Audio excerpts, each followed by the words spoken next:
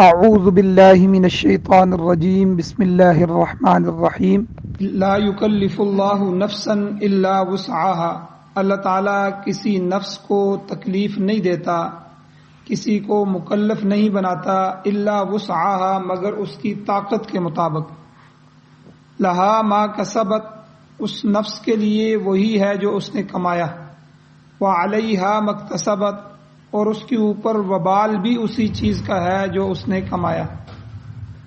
ربنا، اے ہمارے رب، لا تؤاخذنا ان نسینا او اخطأنا، اے ہمارے پروردگار ہم سے مواخذہ نہ کر اگر ہم بھول جائیں یا غلطی کر جائیں۔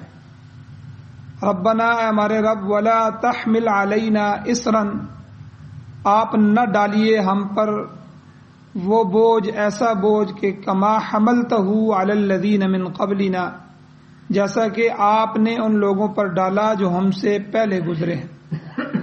ربنا، اے ہمارے پروردگار، ولا تحملنا، آپ نہ ہم سے اٹھوائیں، ما لا طاقت لنا بھی، وہ چیز جس کی ہم طاقت نہیں رکھتے، واعف عنا، آپ ہم کو درگزر فرما دیجئے، واغفر لنا، اور بخشش فرما دیجئے ہم کو، وارحمنا، اور ہم پر رحم فرمائیے، انت مولانا، آپ ہی ہمارے آقا ہیں، فانصرنا علی القوم الکافرین، پس کافر قوم کے مقابلے میں ہماری مدد فرما۔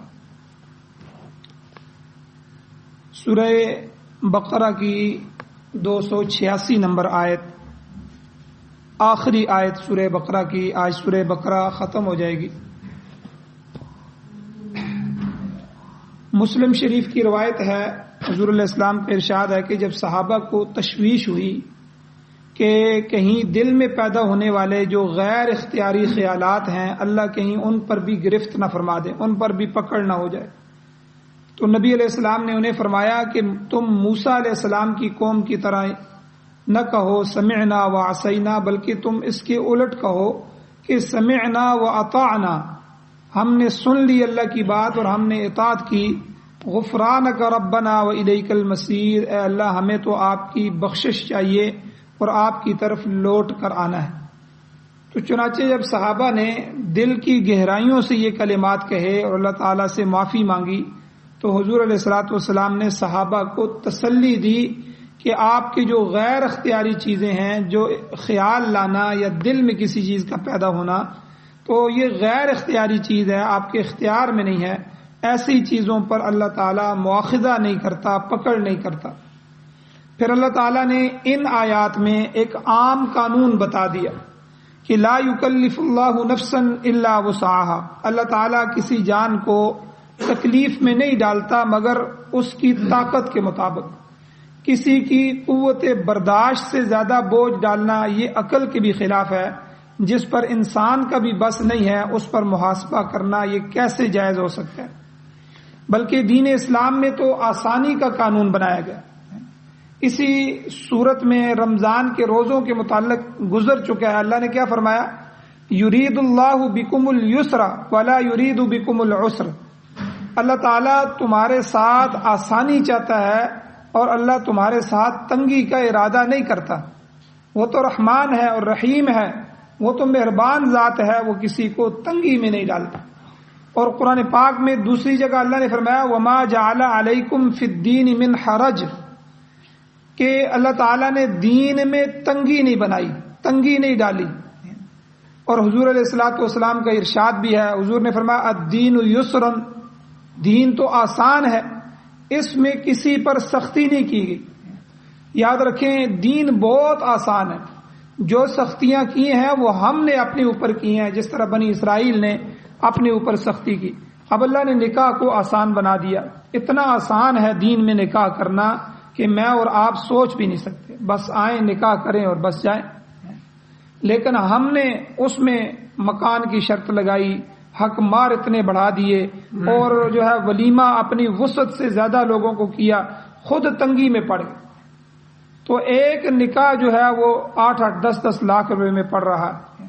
تو یہ تو دین نے نہیں کہا، ہم نے خود اپنے اوپر تنگی ڈالی۔ اسی طرح اور کئی معاملات میں اگر آپ دیکھیں، اب آدمی فوت ہو جاتا ہے یا دنیا سے چلا جاتا ہے تو آسانی کے ساتھ اس کا نماز جنازہ کفن دفن کا بندوبست کیا جائے، نماز جنازہ پڑھا جائے، اور جتنی استطاعت ہو اس کے لیے ایصال ثواب کیا جائے۔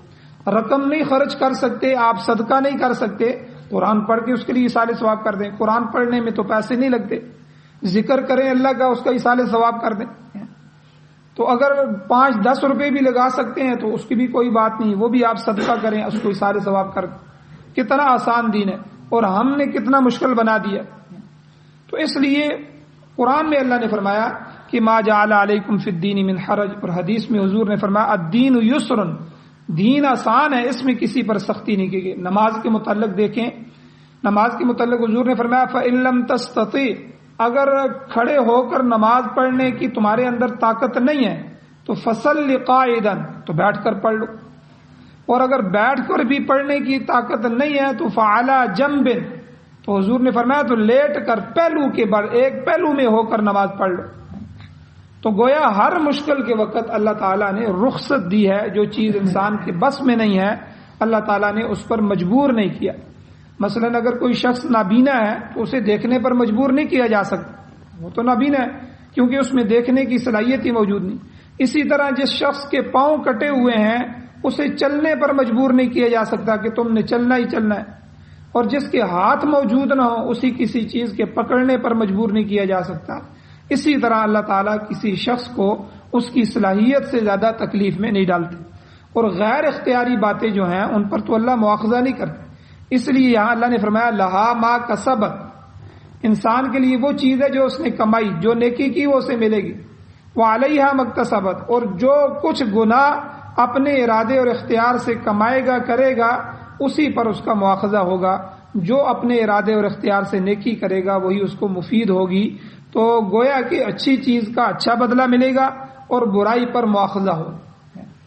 اب امام شاہ ولی اللہ محدث دہلوی رحمۃ اللہ علیہ اس آیت کے ضمن میں فرماتے ہیں کہ انسانی افعال، انسان جو بھی کام کرتا ہے، جو فعل کرتا ہے، وہ اس کے اخلاق، نیت اور اندرونی ملکے کے مطابق سرزاد ہوتے ہیں۔ اس کی نیت کیا ہے، جو نیت ہوگی اس کے مطابق ہوگا، پھر اس کے حساب سے اس پر مواخذہ بھی ہوگا۔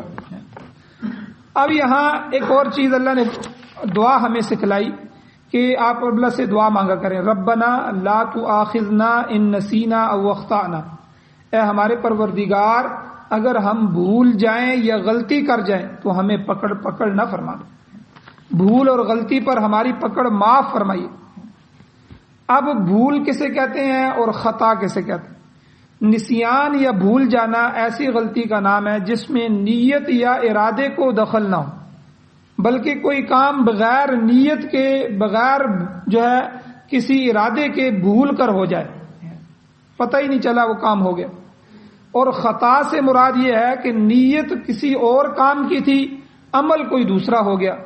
مثلا روزے کی حالت میں نیت کلی کی تھی، منہ میں پانی ڈالنے کی تھی، لیکن پانی اتنا ڈال دیا کہ وہ حلق سے نیچے اتر گیا، اب یہ خطا ہو گئی۔ بھول یہ تھی کہ آدمی کو روزہ ہی نہیں یاد رہا، ٹھیک ہے، روزہ یاد نہیں رہا، اب وہ پانی پی رہا ہے، جو ہے پیاس بجھا رہا ہے اور کھانا کھا رہا ہے، یہ تو بھول معاف ہے۔ لیکن خطا جو ہے یہ بھی معاف ہے۔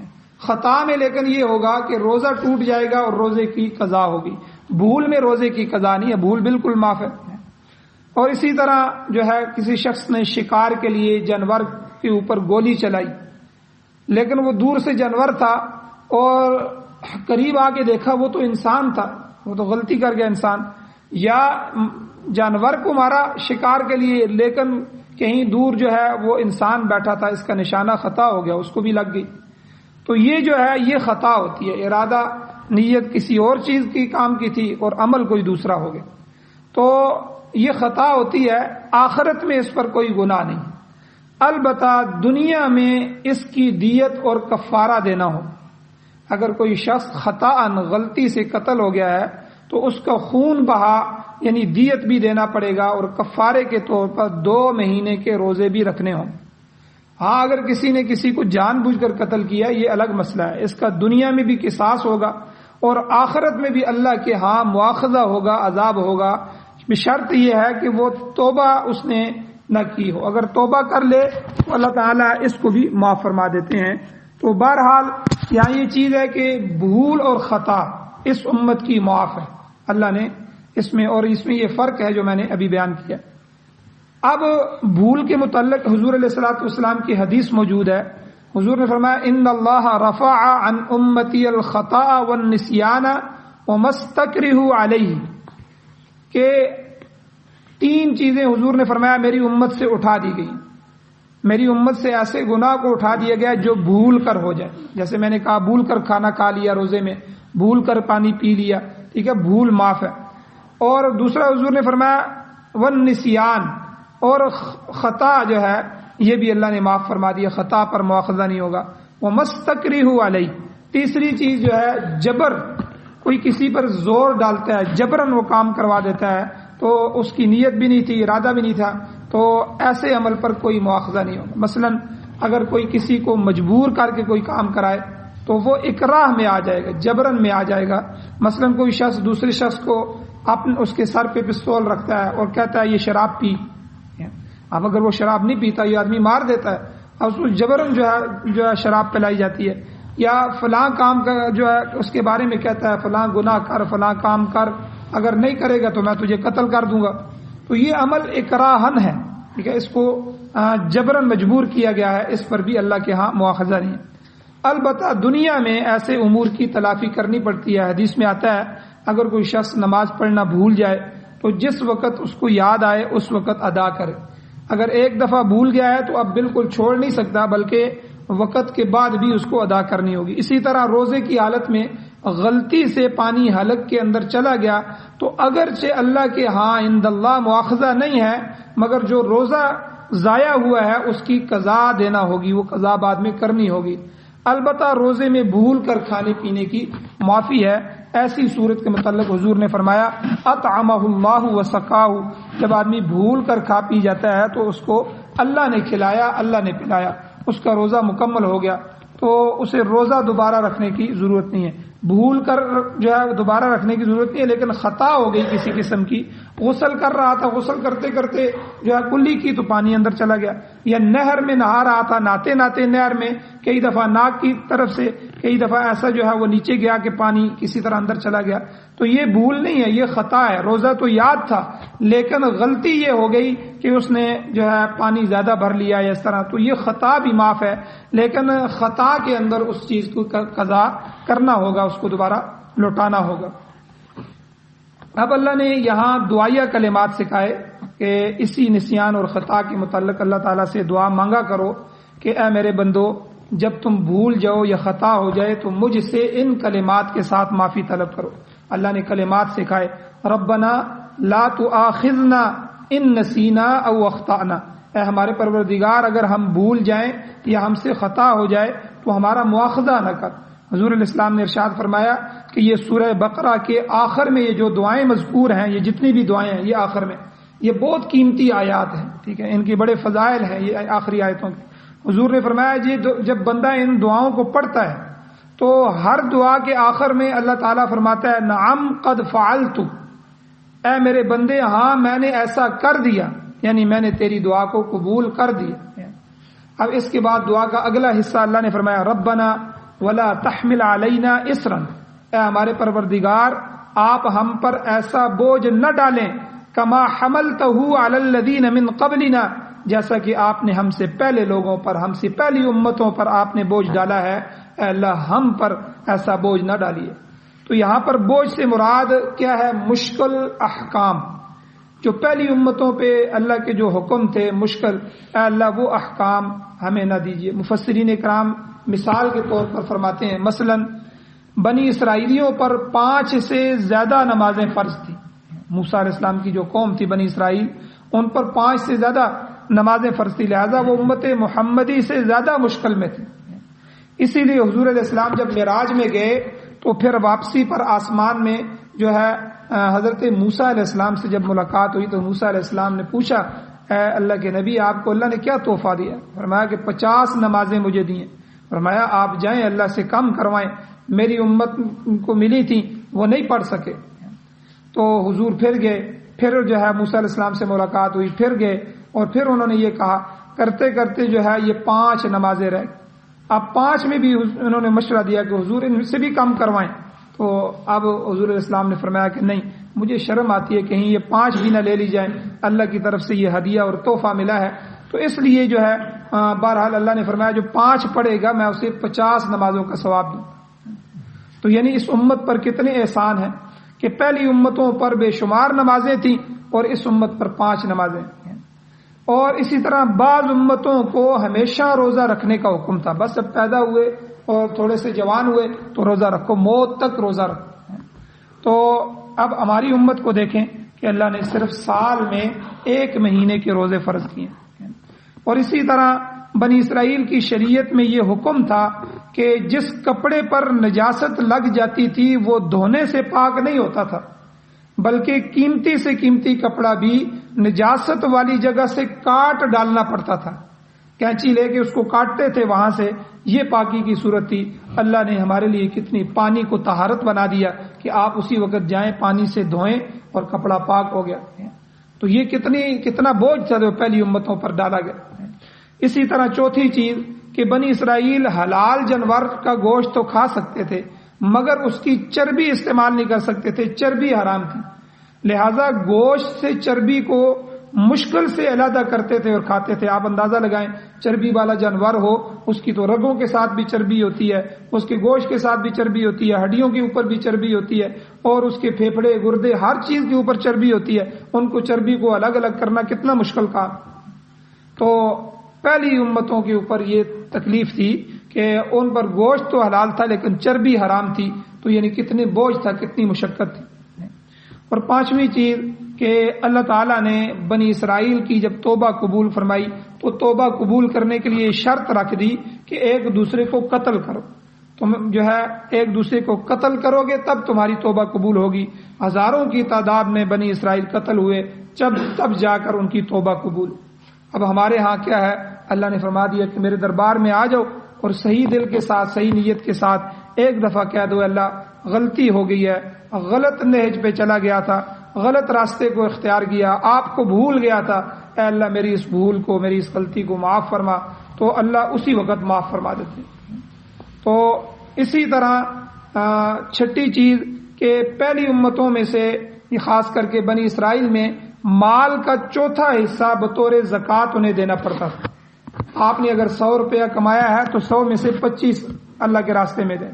اور ہمارے ہاں کتنی سہولت ہے کہ سال بعد حساب کریں، سال بعد بھی پہلے جو ضرورت کی چیزیں ان کو الگ کرو، گاڑیاں، گھر، ٹھیک ہے، اور اپنی فریجیں، ہر چیز جو ضرورت کی اس کو الگ کرو، فیکٹری ہے، مل ہے، کارخانہ ہے، اس کی مشینری وہ آپ کی ضرورت کی ہے اس کو الگ کرو، اربوں روپے کی مشینری اس پر زکوٰۃ نہیں۔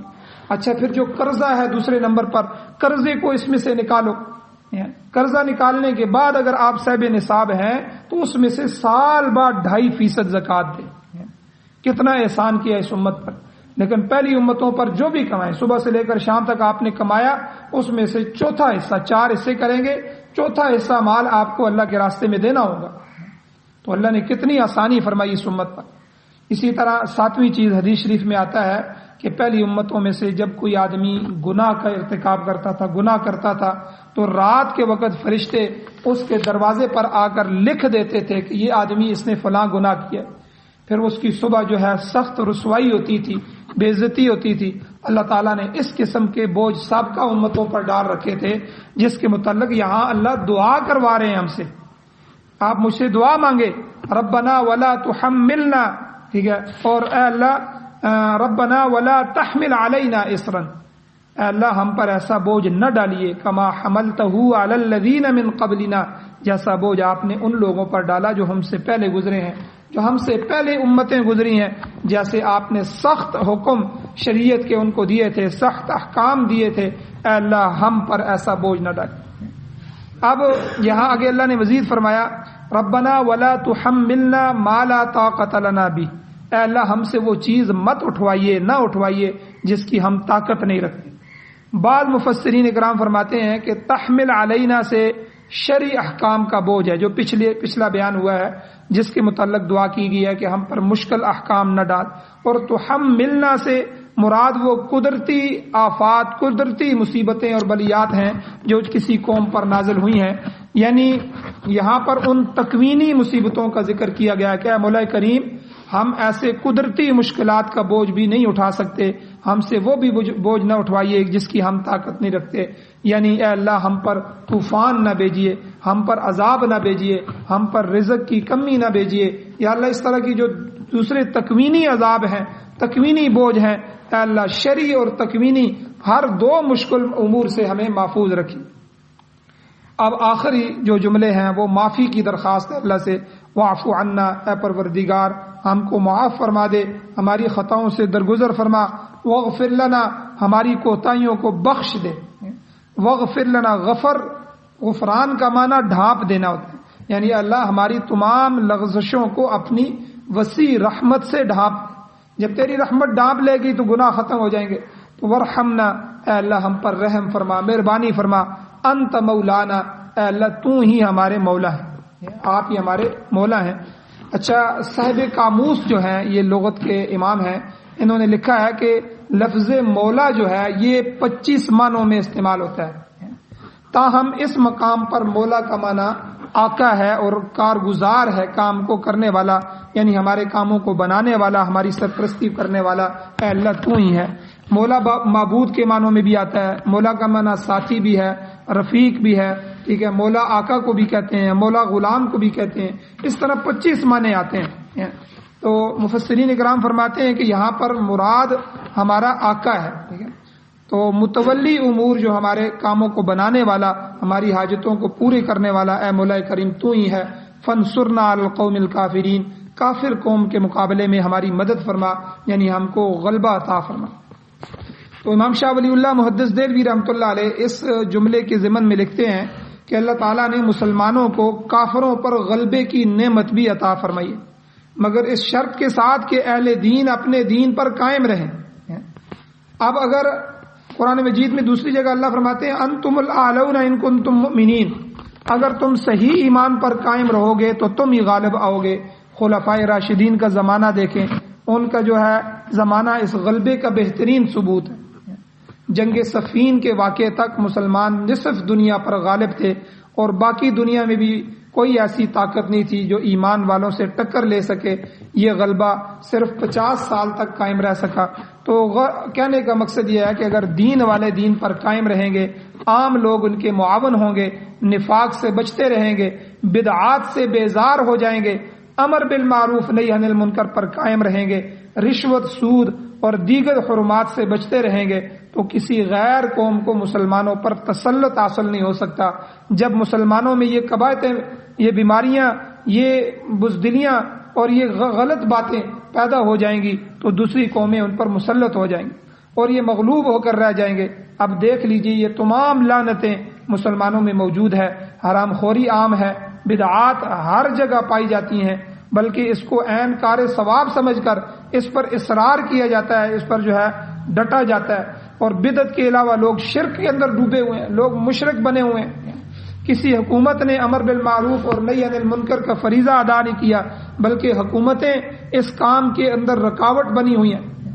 زبانی جمع خرچ ہو رہا ہے اور عمل جو ہے وہ صفر کے برابر ہے، اور منافق کی تمام علامتیں مسلمانوں میں موجود ہیں۔ تو ان حالات میں اسلام کس طرح غالب آ سکتا ہے؟ اللہ تعالی ہمیں معاف فرمائے اور صحیح دین اختیار کرنے کی توفیق عطا فرمائے۔ تو بہرحال حضور علیہ الصلوۃ والسلام نے یہ سورہ بقرہ آج ختم ہو چکی ہے، اس کو فسطاط القرآن بھی کہا ہے۔ فسطاط یعنی یہ سورت قرآن پاک کا بڑا خیمہ ہے، خیمہ کہا حضور نے۔ جس طرح ایک بڑے خیمے میں بہت سا ساز و سامان ہوتا ہے اور اس میں سامان رکھنے کی اور رہائش کی گنجائش ہوتی ہے، اسی طرح اس سورہ مبارک میں اللہ تعالیٰ نے کتنے احکامات بیان فرمائے۔ نظام خلافت کبریٰ کے تمام اصول اور فوائد اس صورت میں بیان فرمائے۔ دعوت الی التوحید اور دعوت الی الرسالت اللہ نے بیان فرمائی۔ قرآن مجید کی حقانیت اللہ نے اس صورت میں بیان فرمائی، قرآن کی صداقت کو بیان فرمایا، اور اسی طرح فرائض خمسہ جو ہیں، ارکان خمسہ، ان کو بیان فرمایا۔ اس کے علاوہ جہاد کو اللہ نے بیان فرمایا، نظام سلطنت کو بیان فرمایا، اور بے شمار مثالیں اور حکمت کی باتیں اس صورت میں اللہ نے بیان فرمائی۔ اسی لیے حدیث میں اس کو فسطاط القرآن، کہ یہ قرآن کا خیمہ ہے یہ سورہ بقرہ۔ اور ایک دوسری حدیث میں اس کو سنام القرآن، قرآن کی کوہان کہا گیا ہے۔ جس طرح اونٹ کی کوہان سب سے بلند ہوتی ہے، اسی طرح قرآن پاک میں یہ سورہ بقرہ یہ سورت بلند مرتبہ رکھتی ہے۔ اس سورت مبارک کی آخری 2 آیتیں حضور علیہ الصلوۃ والسلام کے معراج کے موقع پر عطا ہوئی تھی۔ آمن الرسول سے لے کر یہاں جو ہے فانصرنا علی القوم الکافرین تک کی جو آیتیں ہیں یہ معراج کا تحفہ ہے۔ 5 نمازیں بھی معراج کا تحفہ ہیں جو حضور علیہ السلام امت کے لیے لائے، اور تیسرا تحفہ حضور علیہ السلام یہ لائے کہ میری امت کو جو خدا تعالیٰ کے ساتھ کسی کو شریک نہیں بنائے گا اس کی غلطیوں کو اللہ معاف کر دے گا۔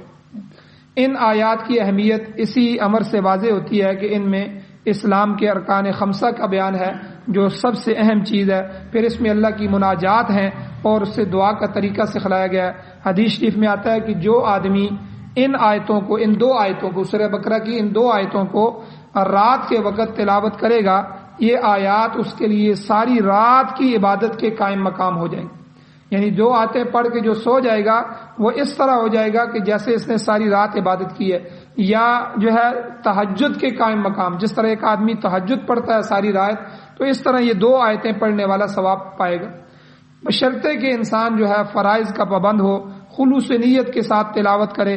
یہ بڑی فضیلت والی آیتیں ہیں، انہیں ورد کے طور پر بھی اختیار کر لینا چاہیے۔ ایک روایت ایک حدیث میں آتا ہے کہ عرش معلیٰ کے نیچے اللہ تعالیٰ کا ایک خزانہ ہے، عرش کے نیچے۔ سورہ بقرہ کی یہ جو 2 آیتیں ہیں اللہ تعالیٰ نے اس خزانے سے حضور علیہ السلام کو عطا فرمائی۔ ان آیات کی اس قدر فضیلت ہے، اللہ جل شانہ سے دعا ہے اللہ ہمیں عمل کی توفیق عطا فرمائے۔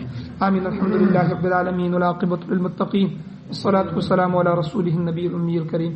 اللهم ربنا آتنا فی الدنیا حسنۃ وفی الآخرۃ حسنۃ وقنا عذاب النار۔ یا اللہ ہماری کمیوں کوتاہیوں کو معاف فرمائیے، درگزر فرمائیے۔ یا اللہ جب سے اسلام ہم سے چھوٹا ہے یا اللہ طرح طرح کے عذابات کے اندر امت مبتلا ہے، یا اللہ ہمیں ایمان پر کھڑا فرما دیجیے، اسلام پر کھڑا فرما دیجیے، ایمان و اسلام کو ہماری زندگیوں میں مضبوط فرمائیے۔ اللہ قرآن و سنت کی بہاریں نصیب فرمائیے، قرآن و سنت کا غلبہ نصیب فرمائیے، قرآن و سنت کو بطور آئین، بطور دستور، بطور ضابطۂ حیات ہمیں نصیب فرمائیے، پوری دنیا میں اپنے نظام کو غالب فرمائیے۔ یا اللہ سارے باطل نظاموں کو ختم فرمائیے، مظلوموں کی، مقروضوں کی مدد و نصرت فرمائیے، جو بیمار ہیں ان کو شفا عطا فرمائیے، جو ایمان کی حالت سے اس دنیا سے جا چکے ہیں ان سب کی بخشش فرمائیے۔ صلی اللہ تعالی علی خیر خلقہ محمد وآلہ واصحابہ اجمعین برحمتک یا ارحم الراحمین۔